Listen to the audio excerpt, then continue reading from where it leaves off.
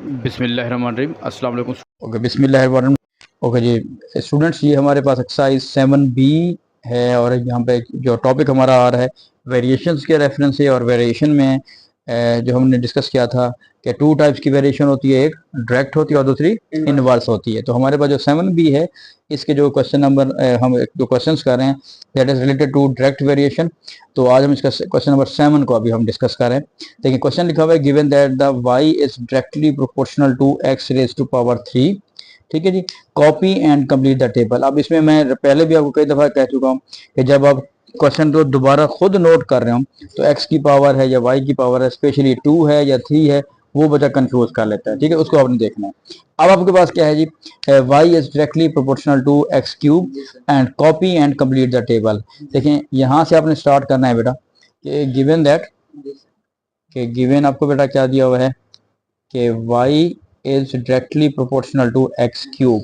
अच्छा, कुछ स्टूडेंट इस स्टेप को नहीं लिखते तो वो यहाँ से स्टार्ट करते हैं y इज इक्वल टू के एक्स क्यूब। तो ये प्रोपोर्शन का सिंबल है बेटा, जब इक्वेशन में लिखेंगे तो फिर आपके पास k का कॉन्सेप्ट आएगा। ठीक हो गया। अब सबसे पहले देखें कि हम पहले क्या करते हैं कि हमने k की वैल्यू निकालनी होती है, इक्वेशन फाइंड आउट करना होता है। तो उसका जो कॉन्सेप्ट ये है कि टेबल को आप देखें, टेबल में जिसकी भी वैल्यू कंप्लीट आ रही है हम उसको यूज कर रहे हैं। अब वैल्यू कंप्लीट में इसका मतलब है कि यहाँ पे आपके पास x की वैल्यू बेटा 6 आ रही है और y की वैल्यू क्या आ रही है 648 आ रही है। मीन्स कि हम इसको यूज करेंगे, y बेटा आपके पास 648 है और k और x की वैल्यू हमारे पास आ रही है 6 रेज टू पावर 3। तो this is 648 is equal to k। द 6 क्या जो क्यूब है, लेकिन बार बार वैल्यूज आ रही हैं तो आपको ये बिल्कुल बिल्कुल ये अजबर होने चाहिए। ठीक है, जो वैल्यू बार बार आ रही है तो आपका टाइम भी बचेगा। 648 divided by 216 is equal to के।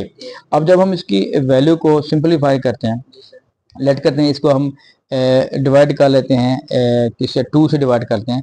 तो 2 से डिवाइड करेंगे पहले तो दैट विल बी 2 3 6, 2 2 4 ये करेंगे 2 1 2 0 और ये 8 हो जाएगा इज इक्वल टू के। अब देखें दोबारा जो है ये जो वैल्यूज आपके पास आ रही हैं ये आपके पास 8 4 पे भी डिवाइड होती हैं।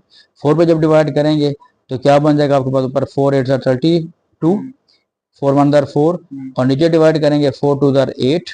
ठीक है बेटा, और ये 4 7 ये एक पास क्या बन, अच्छा के हो गया। लेकिन 27 1 और 27 3 तो के की वैल्यू बेटा हमारे पास क्या बन गई है, ओवरऑल 3 बन गई है। तो जब भी के की वैल्यू आएगी तो आपने उसको इस इक्वेशन में पुट कर देनी है। तो हमारे पास इसका मतलब है कि इक्वेशन क्या बन जाएगी बेटा कि y इज इक्वल टू के की जगह पे हम 3 पुट करेंगे, 3x की पावर 3। अब ये इंपॉर्टेंट क्वेश्चन आ गया, ये इक्वेशन आ गई। ठीक है जी। अब आप देखें इस क्वेश्चन में कहीं पर पार्ट्स नहीं बनाए हुए, लेकिन जो फिलिंग है आपने इसको फिल करना है, हम खुद ही पार्ट्स बना देते हैं। पहला पार्ट ये है कि इक्वेशन आप दोबारा लिखें, हर पार्ट के लिए हम इक्वेशन दोबारा लिखेंगे। फर्स्ट पार्ट में क्या लिखा हुआ है बेटा, value of x given to that is 3 but you have to find the value of y। ठीक है जी। तो अब हमने क्या करना है कि सिंपल आपने y की वैल्यू निकालनी है बेटा, ये 3 हो गया, x की वैल्यू 3 है तो 3 की पावर 3 हो जाएगी। हाँ जी, y is equal to 3 cube of 3 that will be 27, 27 3 are 81। तो आपका पहला ये आंसर आ गया। इसका मतलब है कि अगर इसको कंप्लीट करना चाहें डिफरेंट कलर से तो इसका आंसर 81 आ जाएगा। ठीक है जी। अब इसमें सेकंड पार्ट हम करेंगे। तो सेकंड पार्ट में आपके पास क्या आ रहा है जी कि इक्वेशन दोबारा लिखें, y is equal to 3x cube. ठीक है जी। और इसमें क्या आ रहा है x इज इक्वल टू 4 और the value of y you have to find out. तो y is equal to 3 4 raise to power 3। तो y is equal to 3 this will be the 64। ठीक है जी। तो जब इसको हम मल्टीप्लाई करेंगे 4 3 12 1 6 18 और 1 19 तो इसकी वैल्यू ये आ जाएगा। ठीक है बेटा, नेक्स्ट आप आ जाए। इसी तरह थर्ड पार्ट हम ये देखें ना, क्वेश्चन में पार्ट्स नहीं बनाए हुए, हम खुद ही इसको पार्ट्स बनाते जा रहे हैं। ठीक है बेटा, तो थर्ड पार्ट में ये चीज आ रही है कि इक्वेशन आपके पास बन गई y is equal to 3x cube. अब थर्ड पार्ट में x की value you have to find out and the value of y is equal to 375। ठीक है बेटा, अब इसको हम किस तरह सॉल्व आउट करें कि y की वैल्यू हमारे पास आ रही है 375, ठीक है, और इज इक्वल टू 3x⁻³ पहले बेटा 3 से डिवाइड जब करेंगे 375 divided by 3, so that will B 3 1 3, 3 2 6, 1 carry हो जाएगा, 3 5 15, x⁻³ ठीक है बेटा। अब आपके पास अगर हम इसका क्यूब रूट लेते हैं, because you have to find the value of x, तो क्यूब रूट लेंगे, इसका भी बेटा क्यूब रूट लेंगे, इसका भी क्यूब रूट लेंगे, तो x इज इक्वल टू 5 आ जाएगा। क्लियर बेटा। नेक्स्ट हमारे पास है, you have to going to attempt the last part, that is the question of given equation is y is equal to 3x³। Now we are going to find this last part, ठीक है जी। value of x you have to find out and the value of y, that is 1029 is given to us, okay ji। now this will be 1029 is equal to 3x⁻³ अब हम जब 3 से divide करेंगे 1029 divided by 3 is equal to x⁻³ 3 3 दर 9, 1 carry जी, 3 4 दर 12 और 3 3 9 x⁻³। now you have to take the cube root to find the value of x। Cube root लेंगे ताकि दोनों तरफ हमारे पास आ जाएगा, तो क्यूब ऑफ 343 is 7, ठीक है बेटा। तो ये इसका पूरा आंसर आ जाएगा। क्लियर है बेटा। तो ये आपके पास सवाल जो है ना वो आसान सा है, लेकिन इसमें कुछ मुख्तलिफ पार्ट्स हैं। ओके बेटा, आज का जो क्वेश्चन हम लास्ट कर रहे हैं, क्वेश्चन नंबर 9 कर रहे हैं बेटा। देखिए क्वेश्चन ये लिखा हुआ है आपके पास कि during a certain period in the life of an earthworm, its length L centimeter is directly proportional to the square root of n। ठीक है, स्टार्ट आप यहां से करेंगे कि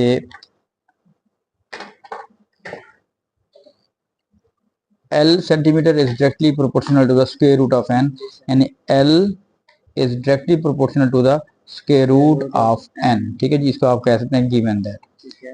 ठीक है बेटा, और चैनल को बेटा प्लीज सब्सक्राइब भी कर लें, जमील HK3, ठीक है जी, और लाइक भी कर लीजिएगा। और आपको जो अगर आपके पास जो है जो वीडियोस हैं, जो लाइक आपके क्लास फेलोज हैं, उनमें भी शेयर करें, ठीक है।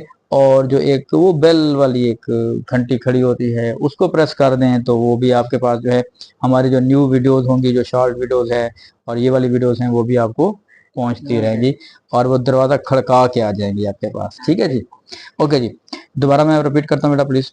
अच्छा, अब देखें यहाँ पे ये हो गया। अब स्टार्ट क्या करेंगे, L इज इक्वल टू के रेज टू पावर, और यहाँ पे आ जाएगा स्क्वायर रूट ऑफ n। ठीक है, यानी कि ये एक प्रोपोर्शन वाला सिंबल आप यूज कर रहे होते हैं, और जब हम इक्वेशन यूज करते हैं तो हम के की बात करते हैं, K into square root of n। अच्छा, अब आगे देखें बात क्या कर रहा है। आगे वो कह रहा है कि n is the number of hours, because this is time और ये लेंथ है, यूं समझ रहे हैं, इस टाइम पे इतनी इसकी लेंथ होती जा रही है। ठीक है, the length of an earthworm 1 hour after its birth is 2.5 centimetre. मतलब कहना क्या जा रहा है बेटा कि अगर आपके पास लेंथ बनती है 2.5 सेंटीमीटर आफ्टर 1 आवर, मतलब n जो आपके पास है वो 1 है। तो अब हम जब पुट करेंगे, you first you have to find the value of, उसने कहा है कि find the equation connecting L and n।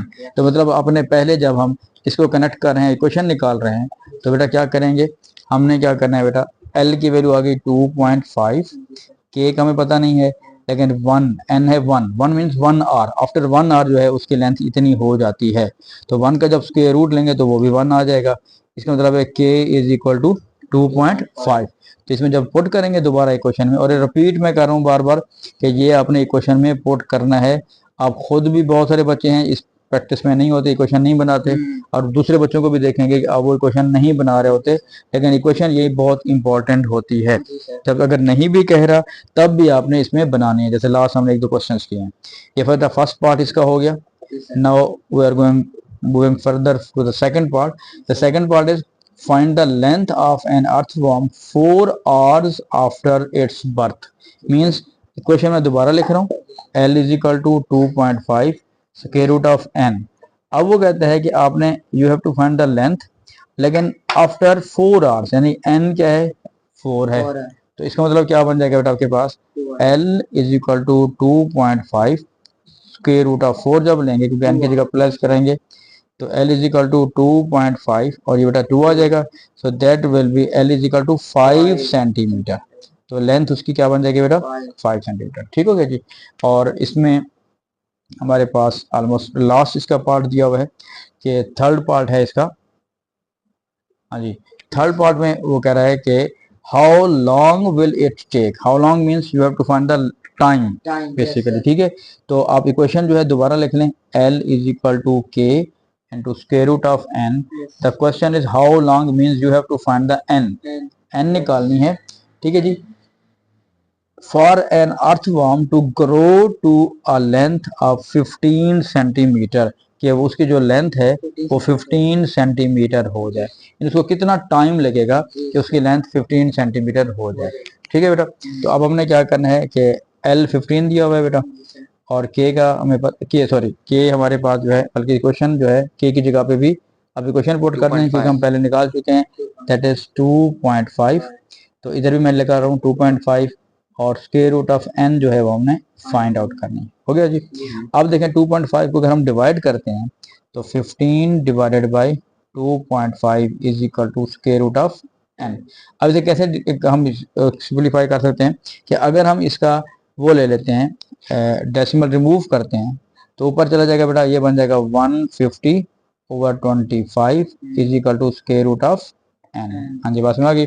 अब हम यहाँ पे 5 से अगर कैंसिल करते हैं, 5 5 5 3 15 और 0 आ जाएगा जी, तो 5 1 और 5 6।